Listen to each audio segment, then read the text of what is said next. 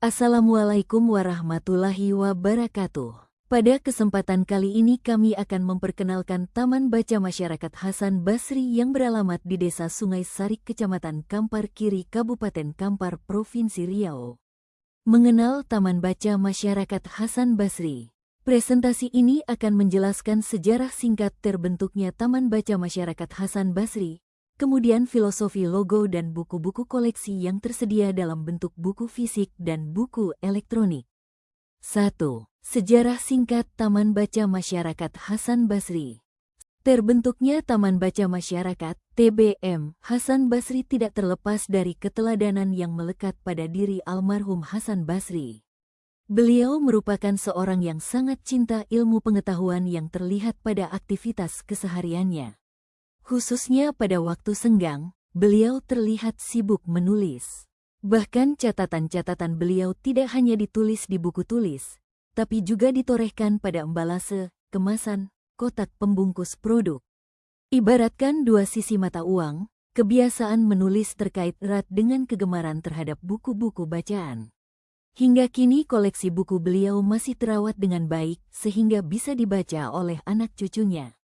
Keteladanan yang dicontohkan oleh almarhum Hasan Basri dengan sendirinya membekas dan diikuti oleh generasi penerusnya yang dapat dikatakan juga memiliki perhatian lebih terhadap dunia literasi.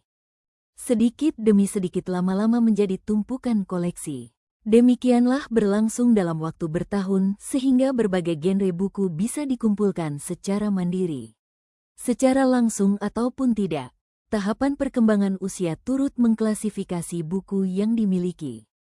Mulai dari buku-buku yang dimiliki ketika masa kanak-kanak berupa buku cerita, komik, dongeng, legenda hingga majalah anak. Selain itu terdapat pula buku-buku seputar pendidikan, pengetahuan umum, agama, kesehatan, resep masakan, keperempuanan, esoterik, biografi para tokoh dan koleksi buku lainnya. Diperkirakan total buku yang terdata hampir mencapai 500 buku. 500-an buku yang terdiri atas buku-buku kecil dan besar bila ditata masih menempati sudut ruangan kecil. Masih jauh dari kecukupan dalam memenuhi kebutuhan akan ilmu pengetahuan yang terus berkembang.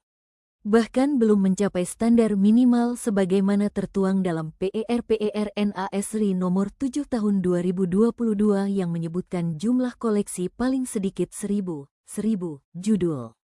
Urgensi pengadaan buku tidak hanya tentang kuantitas, tapi yang lebih fundamental adalah kelengkapan persediaan buku akan menunjang dalam membuka cakrawala pengetahuan masyarakat tentang wawasan yang tidak hanya keilmuan terdahulu tetapi juga terupdate.